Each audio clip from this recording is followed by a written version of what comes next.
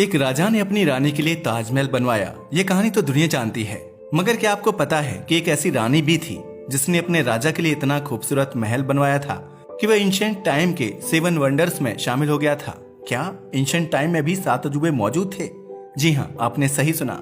वैसे तो ताजमहल समेत आज भी दुनिया में 7 अजूबे मौजूद हैं, मगर आप जानकर हैरान रह जाएंगे कि इससे पहले भी 7 ऐसे अजूबे हुआ करते थे जो अगर आज दुनिया में होते तो आप यकीन नहीं कर पाते कि इन्हें इंसानों ने ही बनाया है, क्योंकि उनके साथ हमारी यह दुनिया और भी खूबसूरत नजर आती। हम जानते हैं कि आप सोच रहे होंगे कि आखिर प्राचीन दुनिया के ये 7 अजूबे कौन से थे, मगर सवाल ये है कि वह 7 अजूबे आखिर किसने बनवाए थे।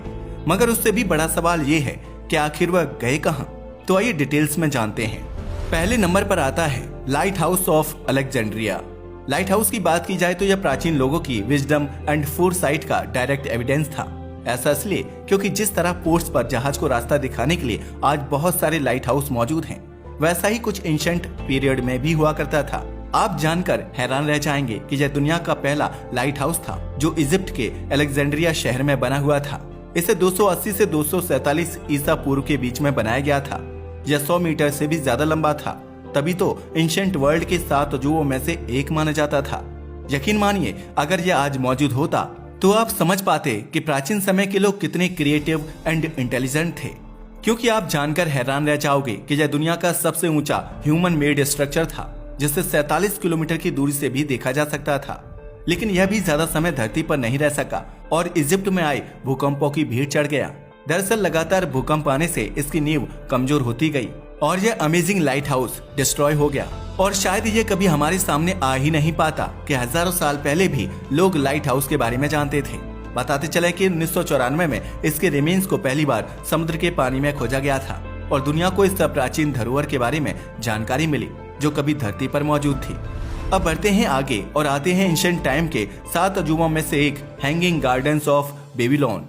हैंगिंग गार्डन्स ऑफ बेबीलोन की बात की जाए तो यह इराक के बवल प्रोविंस में बनाया गया था। इसकी खूबसूरती को शब्दों में बयां करना मुश्किल है, क्योंकि इसे देखकर ऐसा लगता था कि आप धरती पर नहीं बल्कि स्वर्ग में हैं। इस खूबसूरत बगीचे और महलों को राजा नेबुकदनेस्सर सेकंड ने अपनी पत्नी मीडियन के लिए बनवाया था। एक्चुअल में ऐसा माना जाता है कि उसकी पत्नी को अपने माउंटेनस एरियाज की बहुत याद आती थी, जहाँ हरे भरे पेड़ पौधे और पहाड़ थे। इराक के रेगिस्तानी इलाके में उससे वह चीजें नहीं मिलती थी, इसलिए राजा ने अपनी पत्नी को खुश करने के लिए यह गार्डन तैयार किया था। इस गार्डन में अलग अलग प्रकार के पेड़ पौधे थे और रेगिस्तान के बीच में इस बगीचे की ब्यूटी यूनिक थी।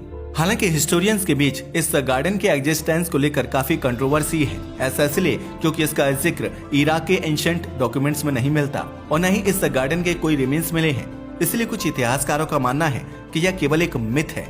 हालांकि कुछ लोग यह मानते हैं कि गार्डन वाकई में मौजूद था, लेकिन उसकी सटीक लोकेशन का पता नहीं चल पाया है। साथ ही इसे मिथ इसलिए भी माना जाता है क्योंकि इसके नष्ट होने की कोई ठोस वजह सामने नहीं आई, इसलिए इसे मिथकीय माना जाता है। लेकिन चाहे जो भी हो, यह अजूबा अब हमारी दुनिया में नहीं है। एंशिएंट वर्ल्ड का तीसरा अजूबा बेहद खास था, जिसका नाम था कोलोसस ऑफ रोड्स। एक्चुअल में कोलोसस ऑफ रोड्स भी प्राचीन दुनिया के अजूबों में से एक था। इसकी लोकेशन की बात की जाए तो यह स्टैचू ग्रीस के सिटी ऑफ रोड्स में लोकेटेड था। यह स्टैचू सन गॉड हीलियोस की थी। असल में भारतीयों की तरह एंशिएंट ग्रीक पीपल भी सूर्य की पूजा करते थे और उन्होंने इस विशाल मूर्ति को इसी उद्देश्य से बनवाया था। इसे बनाने में 12 साल लगे थे, क्योंकि यह 280 ईसा पूर्व की बात है, जब साइंस एंड टेक्नोलॉजी का विकास नहीं हुआ था। यह मूर्ति 33 मीटर ऊंची थी और इसे धातु से बनाया गया था।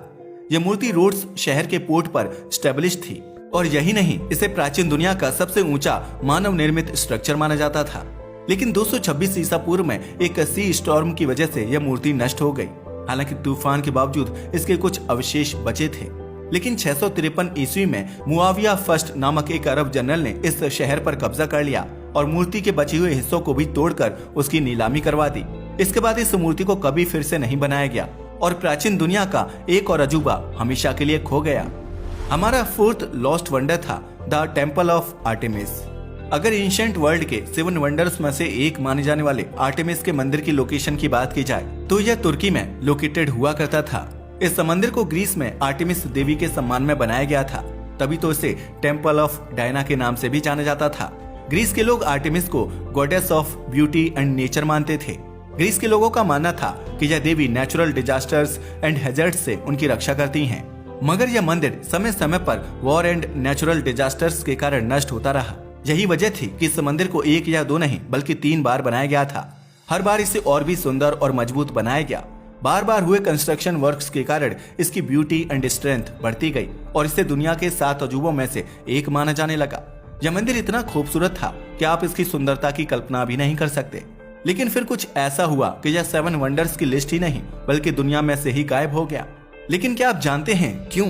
ऐसा इसलिए क्योंकि 262 ईसा पूर्व में इस मंदिर पर हमला हुआ और इसे हमेशा के लिए नष्ट कर दिया गया, जिसके बाद इसे फिर से बनाने की कोई कोशिश नहीं की गई।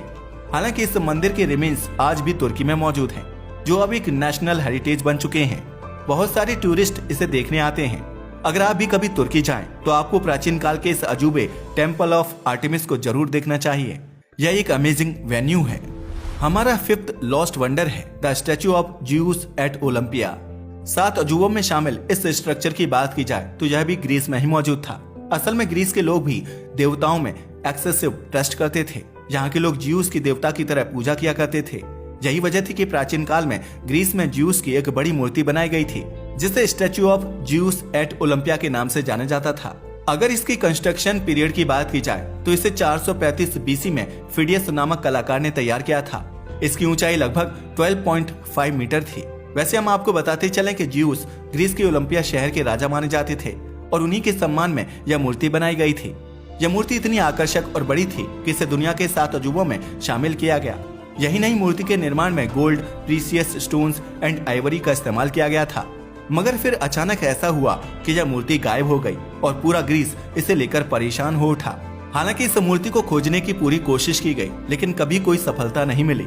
आज तक कोई नहीं जानता कि यह मूर्ति कहाँ चली गई। चाहे जो भी हो, दुनिया ने एंशिएंट वर्ल्ड के 7 वंडर्स में से एक इम्पोर्टेंट वंडर्स को खो दिया। अगला लॉस्ट वंडर है द मौजोलियम एट हेलिकार्नेसस। मौजोलियम की बात की जाए तो ये भी 7 वंडर्स में शामिल था। वास्तव में ये symbol of love in ancient time माना जाता है। पता है क्यों? क्योंकि इसके बनने की कहानी बेहद खास है। एक्चुअल में यह मकबरा 353 से 351 बीसी के दौरान तुर्की में बनाया गया था। आप जानकर हैरान रह जाएंगे कि जहां अक्सर प्रेम में केवल पुरुष ही महिला के लिए कुछ करते दिखाई देते हैं, प्राचीन काल के इस अजूबे ने इस सोच को पलट दिया था। असल में इस मकबरे को रानी आर्टेमिसिया II ने अपने पति मैसोलस की याद में बनवाया था। यह टॉम बेहद ब्यूटीफुल एंड ग्रैंड था। माना जाता है कि तुर्की में 353 से 351 बीसी के दौरान बनी इस मकबरे के बाहर डिफरेंट टाइप्स की मूर्तियां थीं, जो इसे और भी खूबसूरत बनाती थी। इसके स्ट्रक्चर की बात की जाए तो इसकी ऊंचाई 45 मीटर थी और इसे बेहद मजबूत खंभों पर खड़ा किया गया था। साथ ही वॉल्स ऑफ द टॉम पर एंशिएंट ग्रीक हिस्ट्री डिजाइन उकेरी गई थी, जो इसे और भी विशेष बनाती थी। यही वजह थी कि इसे 7 अजूबों में शामिल किया गया था, क्योंकि यह अपने समय का सबसे शानदार मकबरा था। ठीक उसी तरह जैसे आज ताजमहल है, लेकिन 15वीं सदी के दौरान यह नष्ट हो गया। इसका कारण तुर्की में आने वाले भूकंप थे, जिनसे यह कमजोर हो गया और इवेंचुअली ये कई टुकड़ों में टूट गया। हालांकि इसके अवशेष आज भी तुर्की के म्यूजियम में सुरक्षित रखे गए हैं। यह टॉम हमें याद दिलाता है कि कैसे एक रानी ने अपने पति से प्रेम की निशानी के रूप में एक ग्रैंड पैलेस का निर्माण कराया था। अब आते हैं अपने आखिरी अजूबे की तरफ, और आप जानकर हैरान रह जाओगे कि यह अजूबा आज भी दुनिया के 7 अजूबों में शामिल है और इसका नाम है the great pyramid of Giza. असल में अगर ग्रेट गीजा पिरामिड की बात की जाए तो यह प्रेजेंट टाइम में भी 7 वंडर्स में से एक है। इसलिए ये एंशिएंट वर्ल्ड के 7 वंडर्स में सबसे स्ट्रॉन्ग स्ट्रक्चर है, जो 4000 सालों तक दुनिया की सबसे ऊंची कंस्ट्रक्टेड बिल्डिंग बनी रही। ऐसा माना जाता है कि इसका कंस्ट्रक्शन 2570 बीसी के दौरान हुआ था और तब इसकी ऊंचाई 146.6 मीटर थी। लेकिन धीरे धीरे नेचुरल डिजास्टर्स जैसे अर्थक्वेक के कारण इसकी ऊंचाई कम होती चली गई। इसके स्ट्रक्चर की बात की जाए तो यह लाइमस्टोन की चट्टानों से बना हुआ है और बेहद खूबसूरत है।